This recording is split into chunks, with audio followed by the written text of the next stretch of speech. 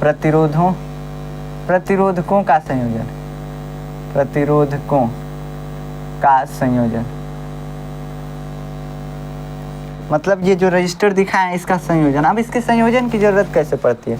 तो इसके संयोजन की ज़रूरत जो है ना इसलिए पड़ती है कहाँ से कि अगर हमको जितना ओम का प्रतिरोध चाहिए नहीं मिलता है तो उसके लिए हमको संयोजन करना पड़ता है। मान लीजिए 10 ओम का प्रतिरोध चाहिए, 10 ओम का प्रतिरोधक हमको चाहिए। हम जब बाजार गए तो हमको मिला 1 ओम का 10 गो प्रतिरोध, तो कैसे 10 ओम का बनाएंगे? तो इसी के बारे में हमको पढ़ना है।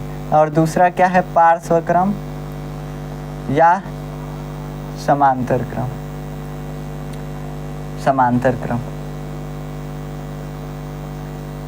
ठीक।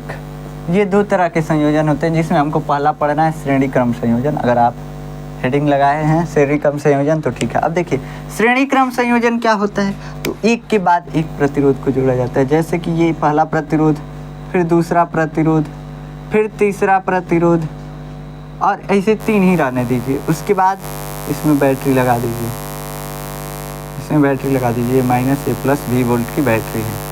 ये प्रतिरोध किसके किसके बीच है? हम बताए थे अगर बिंदु बदल रहा है यानी वोल्टेज बदल रहा है, यदि रास्ता बदल रहा है यानी कि क्या बदल रहा है? धारा बदल रही है। रास्ता चेंज यानी धारा बदल रही है, या बिंदु चेंज यानी कि वोल्टेज बदल रहा है। जैसे नदी से भी हम समझाए थे कि नदी ऊपर से गिर रही है तो उसका स्तर बदल रहा है, नीचे गिर रही है तो उसका धारा तेज हो जाएगा। समझ में आया? और क्या होगा? वोल्टेज मतलब धारा तेज होने का मतलब ज़्यादा स्पीड से बहेगी, स्पीड का मतलब वोल्टेज।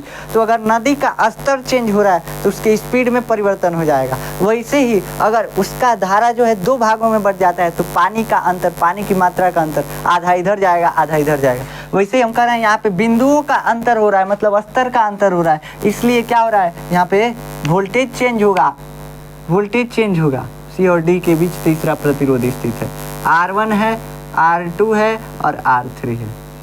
R1, R2, R3 मान लेते हैं। सब में धारा कितनी जाएगी? I जाएगी। रास्ता एक ही है इसलिए पूरा I धारा ही बहेगी। हमको मालूम है R बराबर क्या होता है? V/I होता है।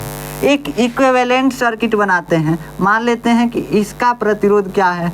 तो इसका प्रतिरोध जो है तीनों के प्रतिरोध के बराबर है। तीनों को जोड़ने के बाद जो भी प्रतिरोध बनेगा उसके बराबर है। इसमें भी V वोल्ट की बैटरी लगाते हैं, I धारा वाली ही बैटरी लगाते हैं। इसका रेजिस्टेंस मान लेते हैं A, और रेजिस्टेंस जो है A और B के बीच स्थित है। बस इसका तुल्य प्रतिरोध क्या होगा? तो R बराबर V/I होगा। R बराबर क्या होगा? V/I। अगर हम यहाँ से निकालना चाहें तो I बराबर हो जाता है, I बराबर क्या हो जाता है? यहाँ से अगर हम इसको डिराइव करना चाहें तो हमको मालूम है कि यहाँ पे क्या नहीं बदल रहा है? धारा नहीं बदल रहा है, वोल्टेज बदल रहा है। यहाँ पे मान लेते हैं AB के बीच का विभवांतर V1, BC के बीच का विभवांतर V2 और CD के बीच का विभवांतर V3।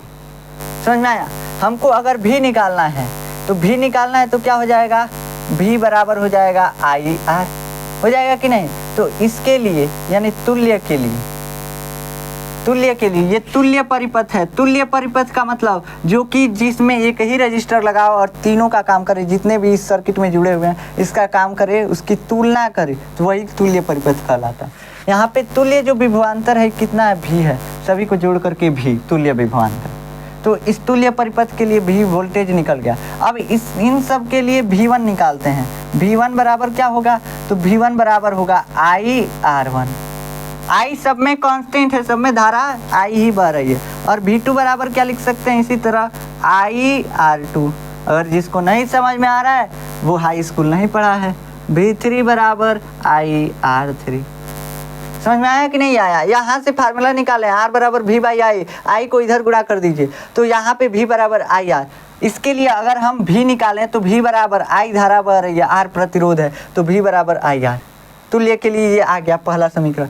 दूसरा क्या है? अगर इसके लिए हम वोल्टेज निकालें, इस प्रतिरोध के लिए AB के बीच का वोल्टेज, तो V1, और V1 में I धारा प्रवाहित हो रही है, इसका प्रतिरोध R है, I × R1।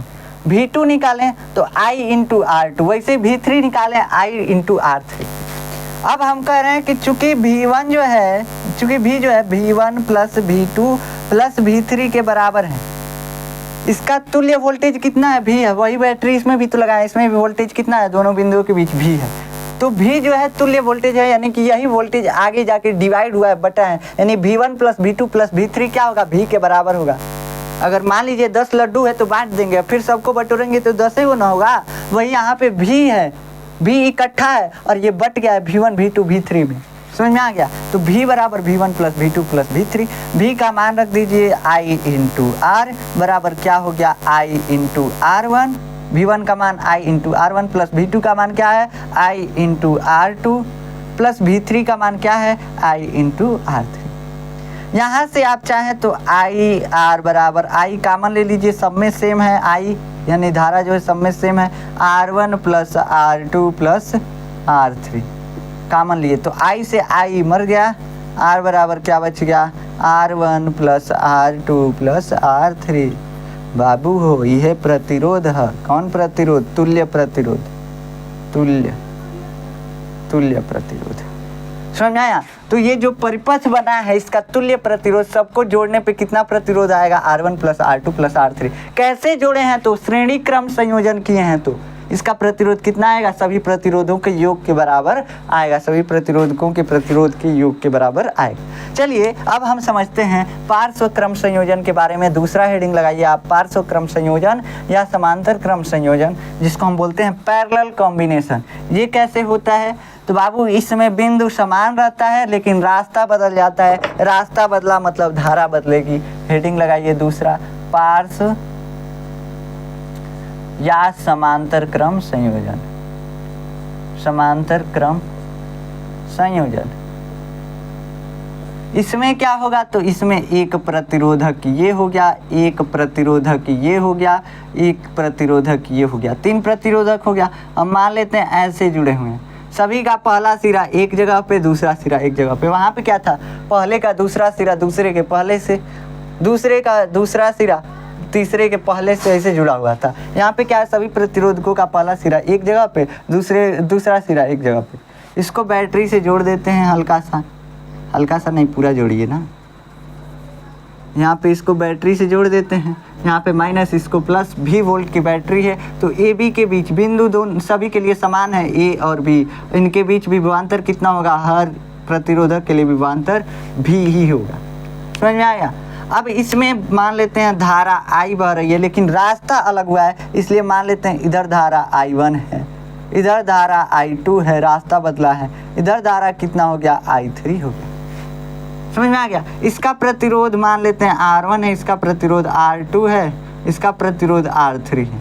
एक तुल्य परिपथ भी बनाते हैं जिसमें हम प्रतिरोध मान लेते हैं क्या है? इन तीनों प्रतिरोधकों का जब हम समांतर क्रम संयोजन करते हैं तो उसका तुल्य प्रतिरोध R आता है।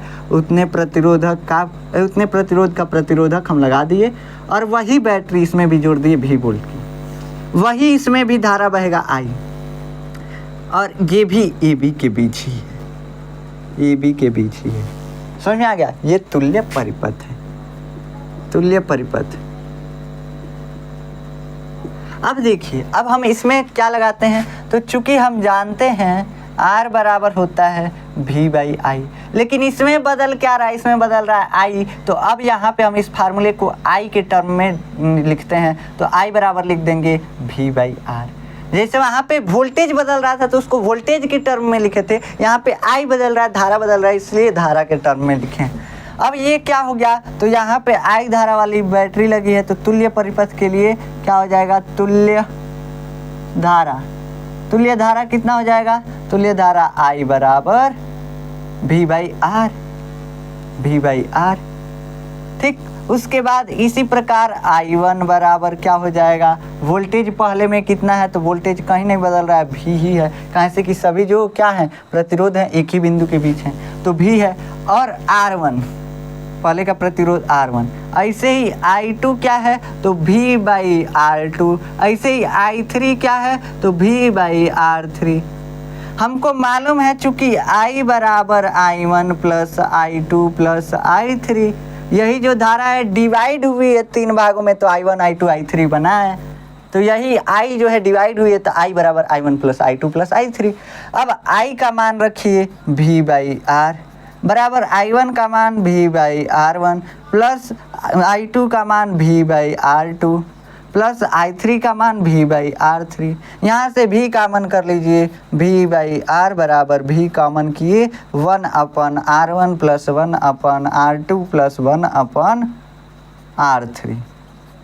ठीक, V से V मर गया, 1/R1 यहाँ पे क्या बचा, 1/R बराबर बचा 1/R1 plus 1/R2 plus 1/R3। ये आप हाई स्कूल में पढ़े थे, इसीलिए हम इतना फास्ट पढ़ाए हैं। समझ में आया? तो ये हो गया आपका समांतर क्रम संयोजन, प्रतिरोधकों का संयोजन। आपको अच्छे से समझ में आया होगा।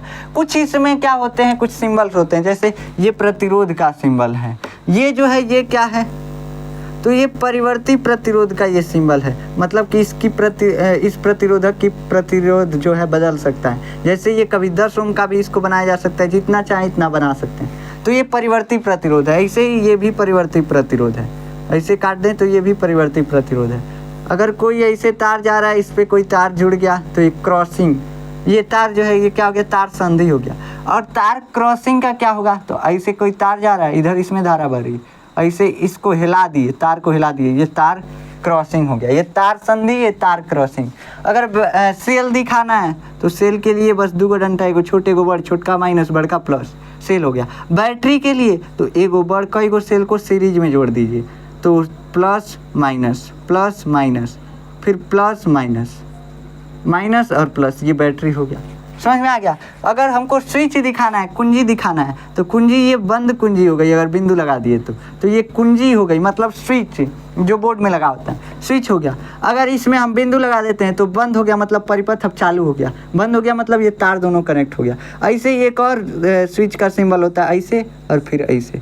अगर इसको ऐसे कर दिए तो कुंजी बंद हो गया, यानी धारा प्रवाहित होने लगी। बस तार पे ऐसे लगा दिए तीर तो यानी कुंजी बंद हो गया। तो ये होते हैं कुछ सिंबल, आपको हाई स्कूल में भी पढ़ाए गए होंगे, इसीलिए हम यहाँ पे थोड़ा लिखवाए नहीं है। अगर आप देखेंगे नोट्स में ये सारी चीज़ें आपको मिल जाएंगी, कोई दिक्कत वाली बात नहीं है।